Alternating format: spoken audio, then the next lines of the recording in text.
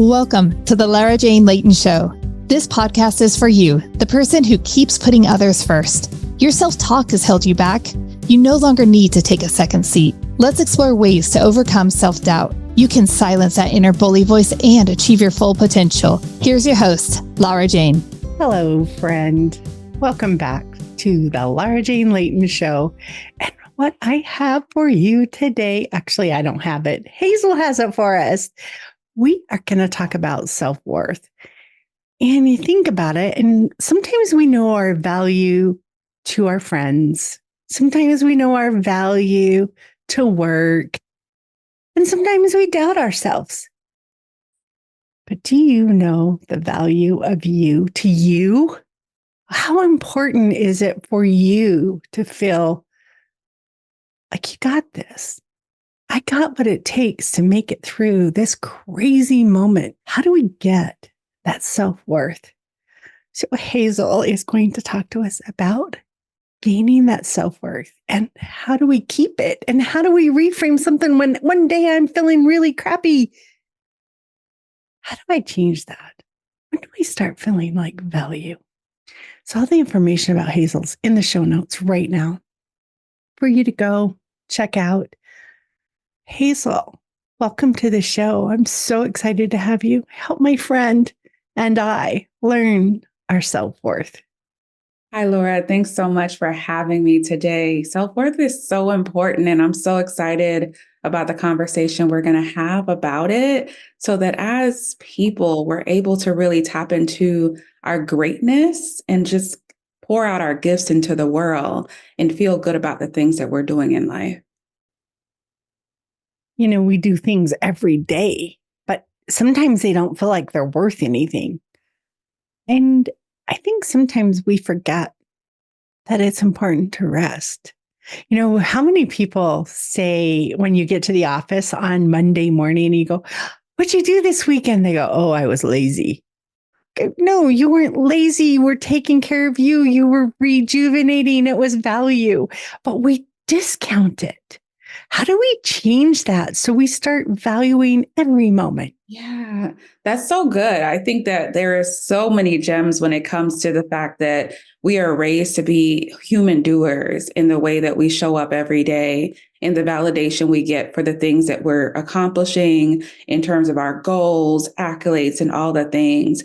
But I like to say that our self-worth really comes from the kind of person that we are. Like, do we root for others? Are we genuine? Do we really mean others well when they can't do anything for us? Like, how do we really contribute to our wellness on a day-to-day basis? How do we treat ourselves? Like, that is where it comes from. And rest is important when we think about batteries and we think about seasons and everything else in life. Everything has a moment for recharging and rest. And we owe it to ourselves to remember that we're humans. We're not just human doers, but we're human beings and we deserve rest as well. And that's going to help us feel stronger in terms of us being able to identify our self-worth and the things that matter to us on a daily basis. You know, you're talking about we need rest because we're human, but dogs, animals, plants, even robots on movies get charged. It's not just a human thing. Everything needs a rest. And why do we compare ourselves to this fictitious person that never stops? Why is that valued? And we don't have to answer that question, but as we start wondering and we start trying to gain our self-worth, it's like, what is that measure that you're using that was falsely implanted in your brain of what worth is? Because if you don't feel worthy, you're trying to measure the wrong thing. Yeah, that perfection. I think that when you think about us kind of growing up and getting to a place of trying to follow societal standards, that's what I always like to put it, because I feel like all those things are programmed within us in terms of you need to get an A, you need to graduate, you need to go get a degree, you need to get a really good job, you need a certain amount of money to be able to do all these things. So it's always higher and higher and higher. And so it's like, how do you rest when there's always a bar that's being moved? How do you feel like you can rest and feel accomplished and know your self-worth when there's always more to do? And I think for me, a conversation I had with a therapist a few years ago was the difference between contentment and complacency, and being able to allow yourself to actualize what happiness looks like to you. Like, when are the moments that you're truly happy? In those conversations, I realized that the moments I'm truly happy is when I'm with family. It's when I'm with my kids, when I'm with my husband, when I'm spending time with my sisters. Like, those are the moments where I'm actually elated, I'm laughing, I'm goofy, I'm enjoying life. But we're programmed that it's when we're doing certain societal things that is what success looks like. So I think it's kind of deprogramming yourself and realizing what really matters to you, and then moving forward in a way that brings you happiness and joy, to where you're including bits and pieces of those happiness, but also taking time to rest, because even those family members and those friends, they can drain you too, just as much as work can. So it's just important to think to yourself, when do I see myself smile? When does my cheeks hurt from just enjoying life? And try to make sure you center yourself around those things. I agree with you, but I also think that we have this false sense that the way to be happy is to always have that super bubbly smile on our face. And sometimes I just am content. I'm at peace, and I'm not having this what society measures as fun or happiness. Yeah, I might not look happy because I'm not giggling, but I am content and at peace right now at that moment. And so, yes, I'm happy. I'm just not bubbly. And so when we start saying it, that's where I want, what is your measurement stick? Not you, Hazel, but you, friend that's with us. What are you measuring your happiness? Is it how many giggles you have a day? Or how many times you say, you got this. I got this. I can do it. Yeah, that's so good though, because I think, to your point, I am very much on the cusps when it comes to being introverted and extroverted. I've taken all sorts of tests that's told me like I'm 51% extroverted, 49 introverted. So there's moments where for me, fun is researching something. I'm just sitting in my bed, relaxed, room closed. There's no external stimulus. Nobody's bothering me. And I am happy that it's quiet. I'm in happiest of moments. I'm also happy that my husband took the kids to the park and there is no noise. I'm also excited when a candle is lit in the house. It smells good and it is so clean. Like, that brings me happiness. So it's so important that you point out those things, that sometimes I see your sunflowers in the back or daisies. And I feel like for me, I love having things like that around me. I love sunflowers. They're my favorite. And so having things that bring me joy, that doesn't require like noise, it doesn't require people, it doesn't require money, it doesn't require resources. It is simply just being present and grateful for life. So I'm happy that you pointed that out, because that's really key too, to identify those things that light you up. And I think it's really, when we start talking about self-worth, it's really by whose standard. And until you use your own standard and come up with your own special standard of your self-worth, you're always going to feel like not enough. Yeah. Yeah. That's so good. It's so true. So how do we figure out what our own standards are? How do we learn to be authentic? And let me tell you, I've been working on this layer by layer. Do you want to say 5 years ago, I wasn't authentic? I was as authentic as I thought I could be. Am I the same as I was yesterday? Nope. Another layer's gone. Or maybe I'm just resting and I put a layer on because I needed to shelter myself. It's okay to do whatever feels right for you right now, as long as it's not destroying somebody else's ability to be themselves right now too. Yeah.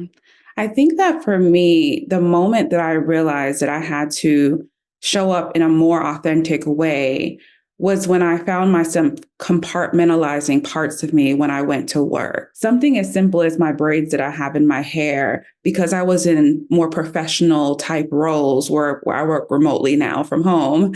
I felt like I had to have my hair straight and I needed to have a suit on all the time. And I love wearing suits, so no shade to the suit. But I started realizing that I couldn't show up and be goofy. I couldn't show up and, be witty and sarcastic. I couldn't show up because there's a time and a place for everything. I was only my professional self. And that weighs down on your authentic self because you have to hold on to certain parts of you. And what I realized is that at home, you kind of push your professional side away. And now you're your mom, right, who has it all figured out. And I started to realize that I had to raise my kids as though they were I wouldn't say friends because there's rules and I'm going to go back to my mom. I'm not your friend. I'm your mom. But I realized I had to be a human with my kids. I didn't want the title of being a mom. I don't want the title of being a wife. I don't want the title of being the administrator or whatever job title it is that I have. I want to be Hazel. And so when I pulled back all those layers and decided I was just going to show up as Hazel everywhere I went, I actually got better in the way that I showed up in the world because I wasn't showing up to meet society standards of what a professional should be or what a mom should be or what a wife should be. I was going to show up wholly as Hazel. And I think that helped me to feel better about life because I didn't feel like I was leaving parts of me behind. And I think an elevation to that is when my mom passed 2 years ago. 9 days before she passed, because I'm a career coach, I'd done somebody's resume who was a CNO. She had decided that she was going to send me $500 for no reason because she'd already paid for her resume. And I said to my mom, this makes no sense to me. Why did she send me $500? And she said, Hazel, I'm so blessed to have you as a child. All I want for you is to let the world experience you, all of you. Don't hold any part of you back. And though I'd gotten to a place where I wasn't compartmentalizing myself, her words of let the world experience all of you stood true so much after she passed, because she passed 9 days later. And I was like, you're right. You're going to get every part of me. And I think once you realize that when your darkest moments and your happiest moments, you're kind of there on your own, because when you're sad and you're crying and you feel like you can't keep going, no one's there with you most of the times. Even if they know that you're sad and you're crying, they don't really know the hearts of how you feel. And when you're ecstatic because you've accomplished all these goals that you didn't think you could stand up, sometimes you have to dim your light and you can't even share it in the way that you would like to. And sometimes we don't even know how to applaud ourselves in the right way. So reflecting on the good and the bad and how you have to dim or undim your light, you realize that you're on your own to a certain degree, even though you have a community and a tribe. So make sure that the way that you're showing up is in a way that is valuable to you, because whether you're high or low or indifferent, you got to make sure that you're owning your truth and your magic. Because when you're crying, you want to cry because you cried because you showed up in your highest self and as your truest self, or you're happy in your highest self or truest self, not in the middle to where you're like, I'm mad, but I've held back parts of me, or I'm happy and it's not really the version of me. So getting to a place where you realize that you want to make sure that any emotion that you evoke is one that is true and authentic to you. One of the things you said, as you were talking, was kind of that different hat. I have my wife hat, I have my mom hat, I have my work hat, and I change these hats everywhere I go so that I show up for being a mom or for being a wife. And people say the words, I need work-life balance. I need to balance my work and my life. And let me tell you that as soon as you learn to do work-life integration and give up all those hats, when Hazel or you, my friend, show up as you now don't have all that effort of switching out hats. All that effort. Now the most important thing in my life is my kids. Now the most important thing in my life is my work. Now the most important thing in my life is whatever. Now it's you. all the time. And if your kids are a priority, that's okay, but you're there still. You didn't put yourself on the back burner to show up for your kids. And so I really like how you stated that was just when Hazel is the person at work, then I am all there. I'm authentic. I am me. And I remember the first time when I showed up with a natural hair color at work because I wanted it. And I didn't think it was professional. Guess what? Nobody gave a crap. Nobody even, I felt awkward. I felt out of place. And it's a fictitious standard I had put on myself. And people, oh, I wish I could do that with my hair. And it was like, when you let yourself go, you can be whatever you want.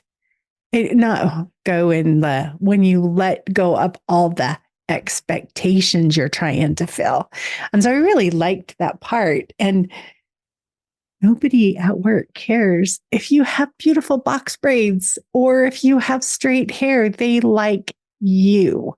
And so when we learn to trust that, and if they don't, guess what? The most important person and the only person that matters if they like you is you. Because you are the one that's with you 24 hours a day, 365 days a year, in your high spots, in your low spots, and everywhere. Love you. Yes, that's so true. I am so all about that. It's funny, before I had my company Redefining the Future You, it was just be you 24/7. And it was kind of the same concept, like love you, own you. And I think more importantly, like now it's like live now. Like we're always waiting for when we get older, when the kids get out the house, when we retire, when we accomplish this. Like, no, live now, love you now. Be you now. I love that. Be you now. That's beautiful. So as we're going through this, and we're going to take a quick break, get a word from our sponsor.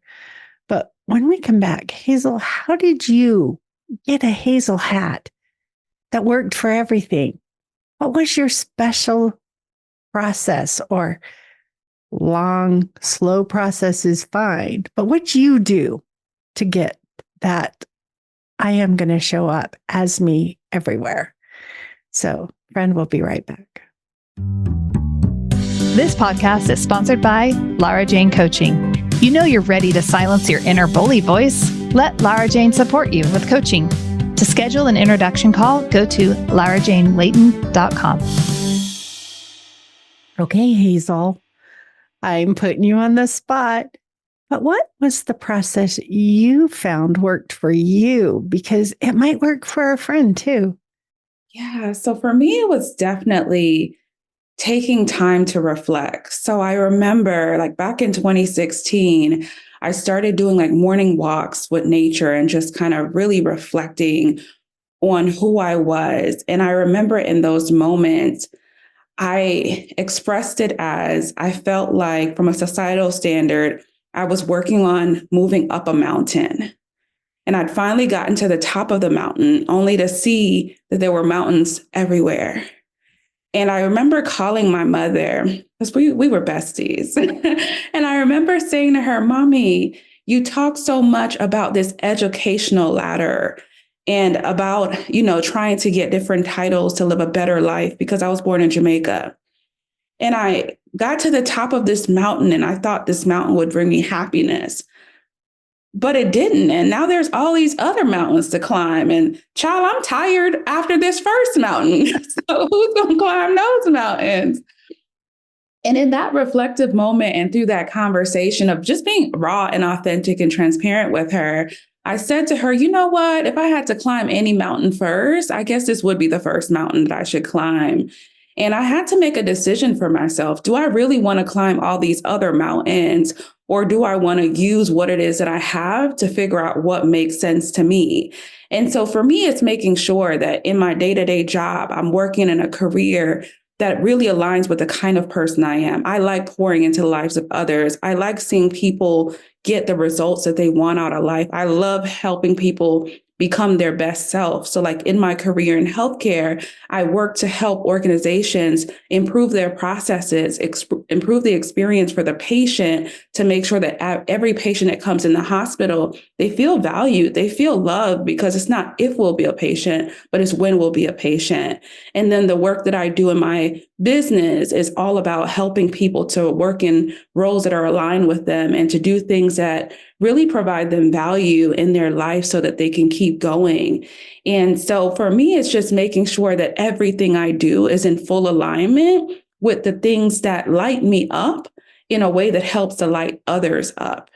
And for me, that's what helped me really get to a place where I'm happy to show up every day. I'm able to like the environment that I have created for myself without having to tie my self-worth back to things and papers and degrees, but I'm actually using my gifts to be able to be a blessing to others. And so I think it's really figuring out like who you are, what your values are, what really matters, and making sure you're always in alignment with that in the places that you go and the things that you do.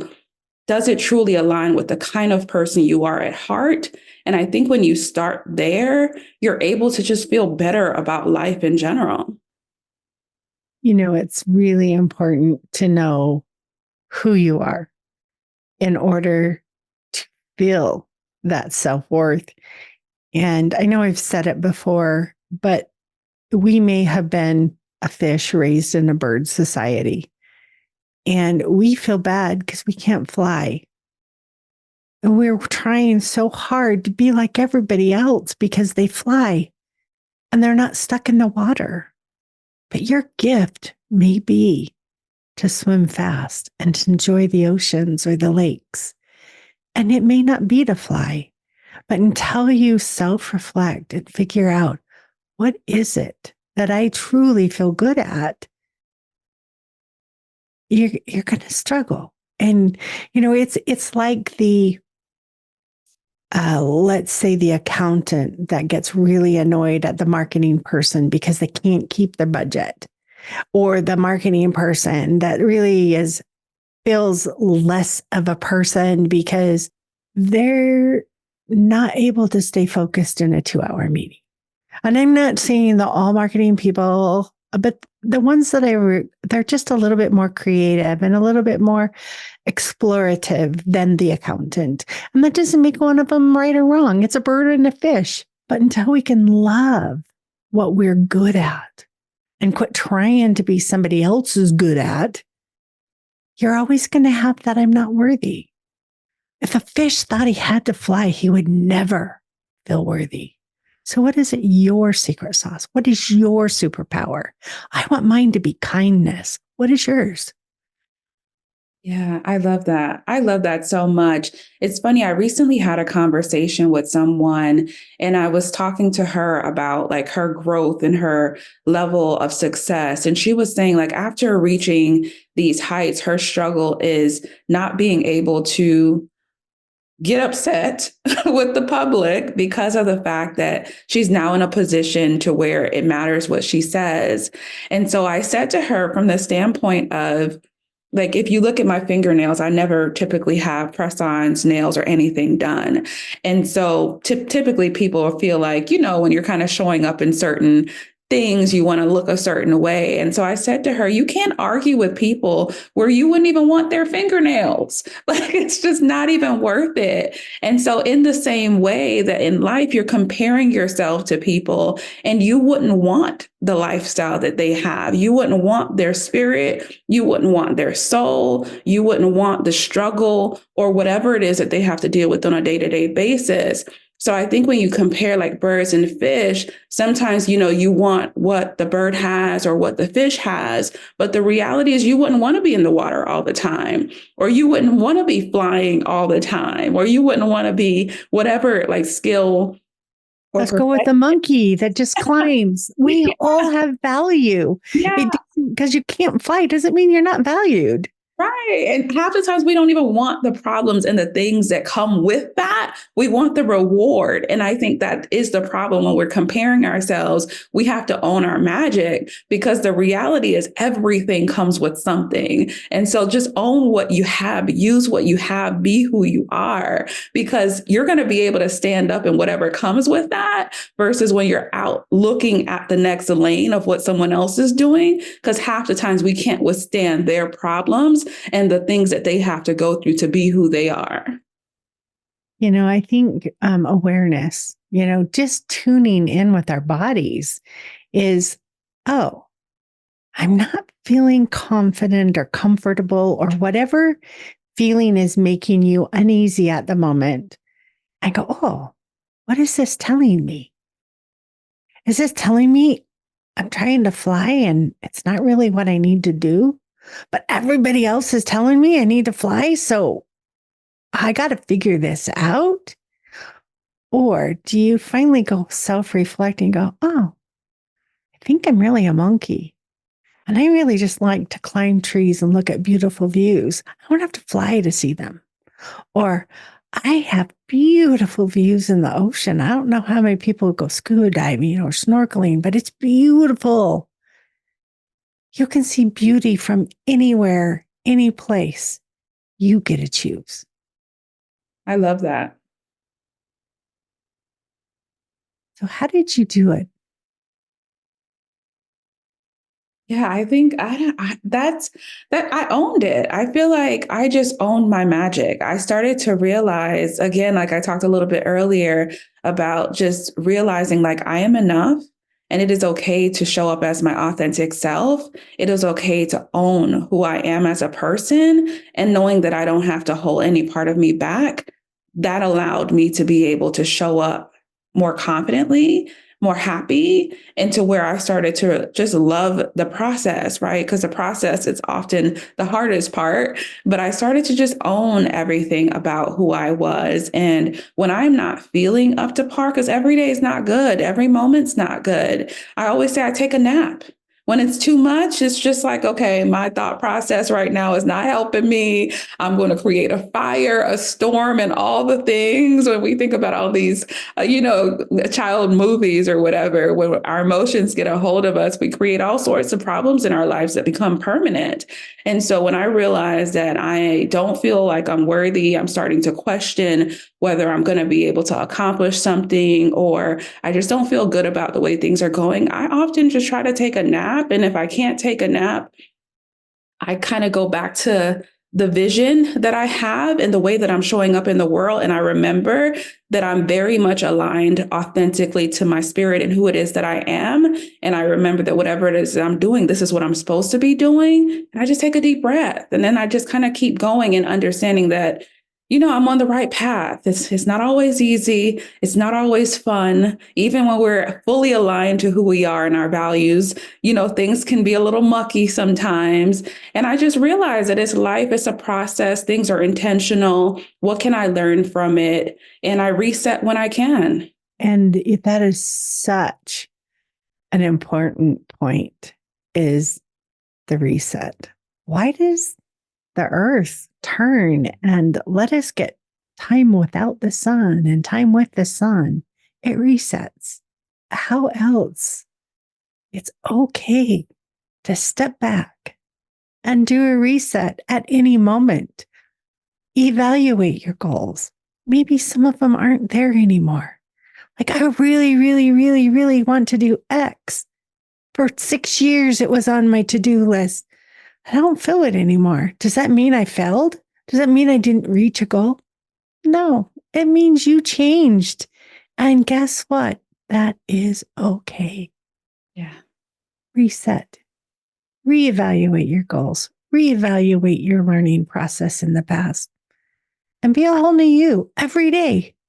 Every day. I love that. I always like to say things taste better when they simmer. And I think that so many times in life, we think that it's wrong to change your mind, it's wrong to pivot, but there is so much energy and new thoughts and evolution that comes from the rearview mirror that reflection and being able to say that, initially I thought that if I went up Main Street and made a left and continued on to the highway, that was the best path. But to the point of what we talked about earlier, actually, I enjoy the scenic route, even though it gives me an additional 30 miles. So it's being able to take the time to figure out like what makes the most sense to you and being able to go with that and own what that looks like for you in that moment and switch it up when it no longer holds any value and doesn't serve you in the way that makes you feel like life is worth living and you have your self-worth. I really like that. And in the scenic route, flying down the freeway at 80 miles an hour is okay. I don't know what speed limit is in your area, but where I live, we have a lot of 80-mile-an-hour ones. Most of them are 65. But so screaming down the highway in a hurry, in a rush. Why? Why? I get it. I get that we have things that we have to do and external influences that set some of our schedules. And sometimes we have to take the freeway. But have you ever been down the freeway? Okay, I did this, commuted to work for umpteen years. And then you're in the passenger seat and you're going, oh, look what I see. Oh, look what I see. Look at them. What you're missing when you're so focused on the end result. And that's why I like bridge goals. Let's set an end result, but let's set a step. What is the first step to get there? Get there. Do you still want the end result? Okay, let's go for the next step. But at any moment, you're progressing. Every moment, every step along that way, you are progressing. You are becoming more you. And if that end piece changes, look at all the progress you made. And it's okay. Like, oh, I'm headed to X city. I'm taking the scenic route and I'm going to take a detour. I'm going to go here instead. If I ever make it to X, maybe, maybe not. It's okay. Yeah, I love that so much. I think it really brings me to like different evolutions of thoughts. I think that as a society, we like the external validation of knowing that we're the best and we did the best in everything that we do. And we don't like the process. The constructive criticism sometimes is not good for everyone in terms of they don't like the feeling of it. But it's also being able to grow through that and to see like what you've done that was amazing. What are your strengths? What can I perfect going forward? And I think to the point of what you just said, when we allow ourselves to just experience the process without thinking about the end goal, and in the way that you said it, it made me think about the fact that often we really highlight ourselves as being result oriented, but it's really sounding like check the box when you just talked about it the way you did. And if your goal is more at the end result, you're working on checking the box. But that process is where you're able to reflect and say, man, I had so much to learn in this experience. My people skills are actually very good. My marketing may need a little bit of help or, whatever. My operation skills was magnificent. And so then you're able to know who to partner with, right? To become better or to own areas that you don't necessarily need to own, kind of depending on what it is that you're doing. And I think when we use our experiences to really help us see our strengths, that really helps us go in the direction that makes the most sense for us, where we can show up and have that self-worth and feel happy simply because we took the time to look at everything on the scenic route, as opposed to did we arrive at the destination? Oh, man, Hazel, that is such a good point. Just checking the box, the whole reward. And I was talking to someone the other day and they're like, I've met my goal with weight loss 1,000,000 times and I'm still 30 pounds heavier than I ever was, And sometimes we check the box and then it's gone. Then we don't care ever again. And what is the purpose in that goal? Was it so that I felt I had more letters behind my name? Did I need alphabet soup? What is it that was going on? And how do I integrate that? And so I love the point of why? Why do I need to check the box? And it goes right back to the thing I preach all the time, self-reflect. If we analyze each time where we're at with that, it's going to help us a lot. Are you just checking a box? Are you truly making a change for your life? Yeah, that's so good. That's so good because we're taught to check the box, like we talked about at the beginning, the whole way through. And it's so important we get to the point where, you're redefining you, like you're really thinking about like what looks good for me, what feels good for me, what makes sense for me. And when you really take the time to look at what your blueprint should be in your life, you're able to travel through your life in a way that you can show up as your highest self. You can function to where you're not dimming your light even more because you actually understand what feels right to you and who you are. And I think that's where we have to start. I like to talk a lot about Maslow's hierarchy of needs and how like feeling safe and making sure that when we reach like self-actualization, you have to go through all these different layers before then. And that self-awareness is such a big part of that. And we have to do that for ourselves. We have to figure out who we are, not who society told us we are, not who our parents told us we are, not who our friends told us we are, our jobs told us we are, but who we know we are at heart. Oh, you say that, and I think I have been self-actualized a million times. Like, I finally feel comfortable in really being this person. Now reevaluating, and is that where I want to stay? Do I want to grow? Do I want to make adjustments? God, we get to do that. There is no end point. You don't arrive and then you never get to go anywhere again. You get to keep traveling and experiencing and learning and growing. This whole world can be the most beautiful experience every day.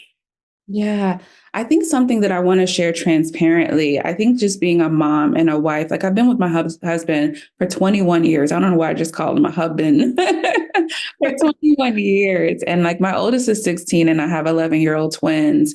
And I think that sometimes when I'm doing like my business and I'm doing like these events to help women really own their truth and their magic, like I love the way I'm able to light up the world. And sometimes it takes time away from home, right? It takes time away from my relationship with him and my relationship with my kids. And then I hear women say like how important it is to be married and how important it is to make sure that you're watering that, plant in terms of your relationship. And I think those things are very important, but I think you go through the process of trying to figure out when we think about work-life balance and life balance in general, like, is it okay to only focus on what society says is right in terms of I'm married and I have kids, and so I'm only watering those plants, despite the fact that you have a seed within you that you want to fertilize and what you want to make greater. And you sometimes see what you're able to create in like my events. I could speak for myself and what you're able to create and maybe through your podcast and just the things that we're doing day to day. But the time that you're using to foster and empower the lives of others, you're taking away from the things we just talked about at the beginning that matters the most to us. And so you're trying to navigate that. Sometimes it's hard. And I want to talk to that because as women, it is hard to navigate. You're like, wait, hold on. I just did this amazing thing, but I took time away from the things that actually matter the most to me. And I just want to address that because as you're owning your truth and reflecting and seeing who you are, you will have to navigate all those feelings and it will have to be true to you for you to be able to continue to move forward, to figure out what matters for you in the moment and in the moments to come. What truly matters right now is what you should do. If you truly matters that you get to the rehab center for a really good friend who fell down and they're can't live on their own right now, so they're in a rehab center. If that is really important and you have a board meeting to go to, choose now. Where is your true priority? And it's okay to miss either, but it's not okay to do you, to not do you. You must do you at all times, or you're going to constantly keep feeling less than. And if you can't water yourself, it's no use trying to water everybody else. Absolutely. I'm glad you mentioned that because that is definitely what I had to realize through that transparency is that this seed that I have in me to be able to grow the lives of others and make sure that they feel safe and have this environment and community is something that is important to me. Like it's something that's within me. And I'm going to have to make sure I communicate and figure out how to balance all the things because everything is important and you can't neglect who you are as a person simply to follow societal standards. And the right people will honor everything that you have going on in your life. And the ones that are not meant to your life, they won't be in your life. So I love that, like show up for you in that moment. And it is really that process of self-reflect. If you can only do it once a week, that's better than never. If you can only do it once a month, that's better than never. But take the time right now, today. Take a moment to self-reflect. What brought you peace? What brought you joy?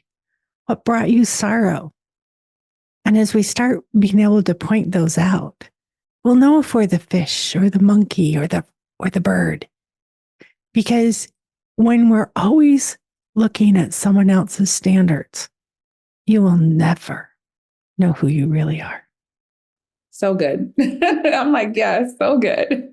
I'm speechless. There's nothing left to say. Just be you. It's so easy to say. It is a process. Love the process. One layer at a time. And if you need to take a moment and put a layer back on, let each layer feel like your authentic you. And if it doesn't feel authentic, step back until you feel it. Hazel, I have loved having you on here. I love the message of self-worth. I don't know if there's any message more important than that, because if you don't know your worth, you're not going to make it through a stressful situation where you're pulled. Do I fly or do I swim? Maybe you climb. So thank you for sharing your message of hope, love, and most of all, redefining who you are and showing your own worth. Do you have any last minutes of words of wisdom or how to get a hold of you that you'd like to share? I know it's in the show notes, but would you like to share any last minute words? Yeah, absolutely. I will leave with one of my favorite quotes that has gotten me through so many things. It's by Nelson Mandela, that it always seems impossible until it's done. So whether you're working on your self-worth journey, your personal development journey, your self-improvement journey, whatever that journey is for you, know that it always feels impossible until it's done. And in terms of like getting in contact with me, I am on every social platform. You can search Hazel Atkinson-Brown or Redefining the Future You. I actually have a podcast as well. It's called It's the Human Experience. The EX is capitalized because we always like to X out the process and everything that we're trying to do in life. So you can absolutely reach out to me, just search Redefining the Future You. And it was just such a pleasure, Laura, talking to you. It felt like such a authentic conversation to where we're able to show up raw, but share our experiences to where we're helping other people feel fulfilled and know that it's okay to own their magic and their self-worth.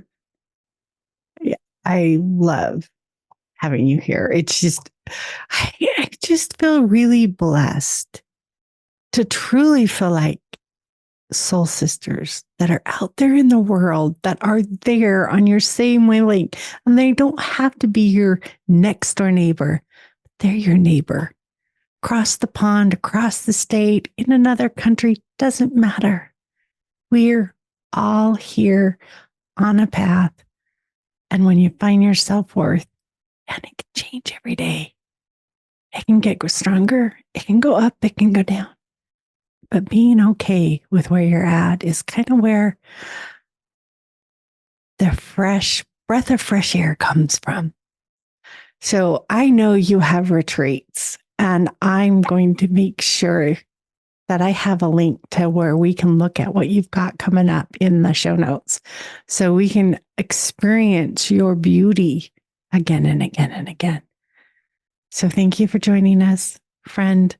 Hazel and I are not medical or mental licensed professionals. We're here for entertainment. People that want to see you be the most beautiful you can be. And you know whose standard that is? That's your standard. When you're authentic, that is what we love to see.